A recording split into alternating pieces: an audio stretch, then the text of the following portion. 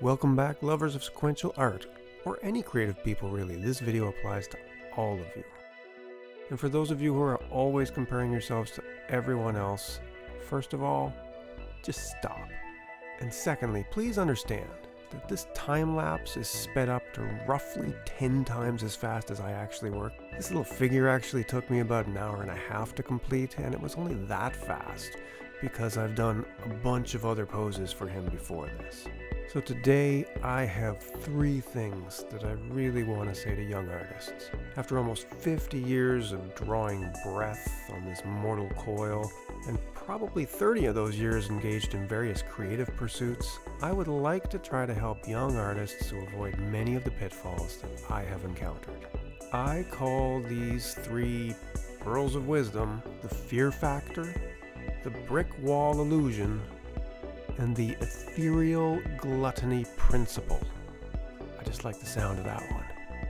You know, I've traveled a little bit into a variety of places in the United States of America.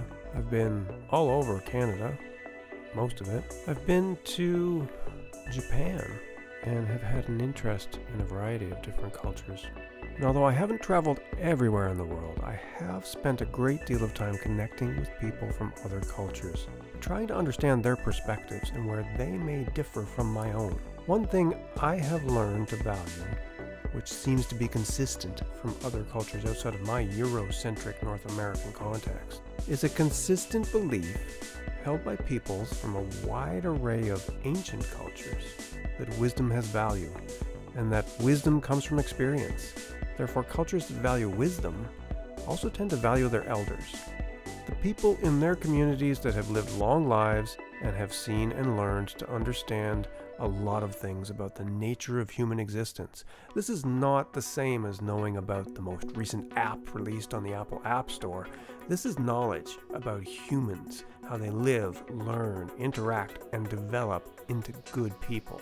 Unfortunately, I am now one of those people who has been on this earth for a long time, and I hope that the wisdom I have accrued may benefit you if you're willing to consider it.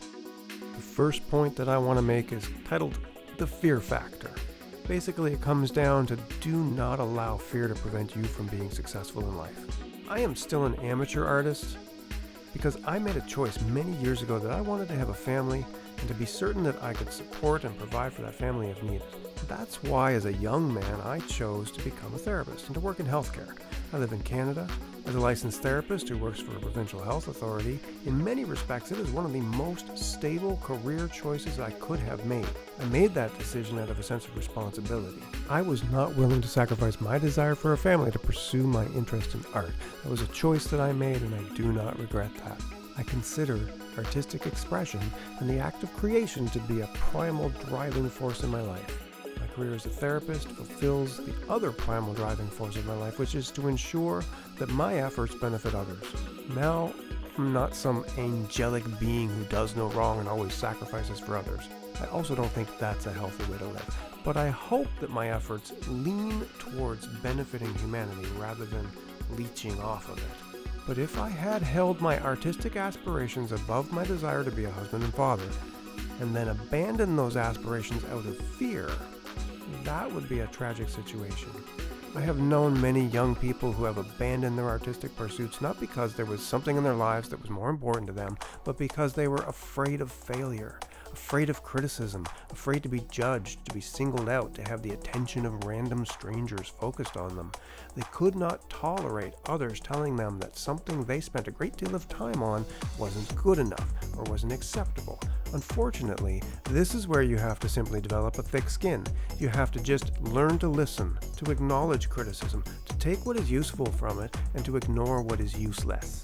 Criticism is part of being an artist. You have to learn to use it to your advantage and to not be negatively impacted by it.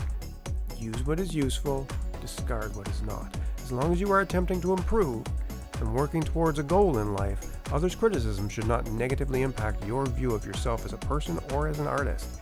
It is all learning, and if you accept it in the right light, it will only help you to improve. My second point, I'm calling the brick wall illusion. This is closely related to the fear factor point I just made, but it is a little different. If you let fear stop you, you won't even be putting yourself out there in order to encounter any brick walls. But once you do overcome that fear of failure and rejection, guess what? You will eventually have to face brick walls. So you applied for a grant and you didn't win it. Figure out why and apply for a different grant. So gallery owners won't return your calls. Do something in public to get attention and wait for them to call you. So some publisher rejected your comic. Send it to 20 more publishers or publish it yourself through crowdfunding. If you are persistent, like a dog that won't let go of a bone, and you use your creative thinking to look for solutions, not excuses, you will eventually manufacture your own success. This doesn't mean that you ignore everything everyone says to you. As I said in the first point, take what is useful, change what you need to change to fit the market, and ignore what is useless. It takes a little time and experience to sort that all out, but if you have an open mind and a thick skin, you will figure it out. This applies both to your internal struggles and when you venture out into the world to your interactions with other people, outside agencies, organizations that offer grants and other forms of funding.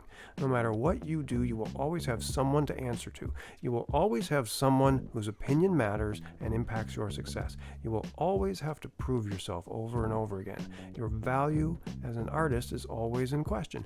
People will put barriers in your way. Organizations and government agencies will suffocate you with red tape.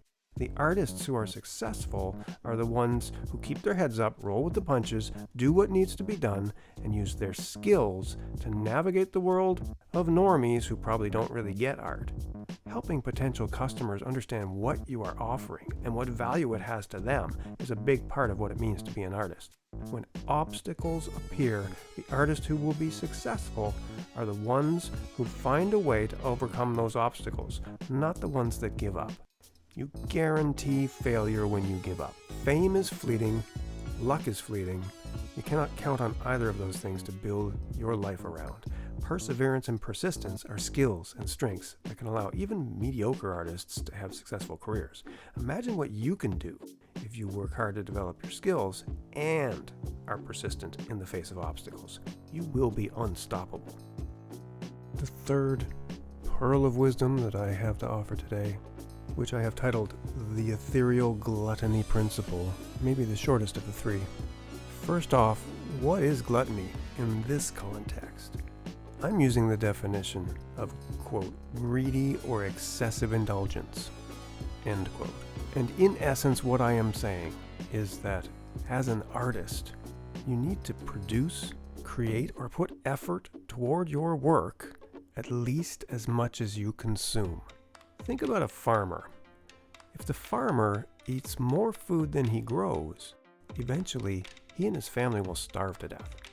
If you as an artist or any creative person are spending more time consuming artistic works or entertainment than you are creating it, then there is a net loss in your temporal budget. Yes, you have a limited amount of time on this earth. No one knows when their time will end. If you are using your time to consume rather than to produce, you are negatively impacting both the world around you as a whole and your own opportunities for success. So, in short, spend more time producing than you do consuming. It's as simple as that. Hopefully you get something useful out of this little diatribe and it helps you become the greatest artist that you can be. I hope that my dog snoring in the background was not too upsetting to those of you listening on high quality headphones. And if you haven't done so already, check out Blackmanic.com and look at my graphic novel, the Tate Earthlander series. I have the first chapter up posted, you can read for free. And if you join the mailing list, I'll let you know when I'm ready to print it. Thanks for joining me, and I'll see you next time.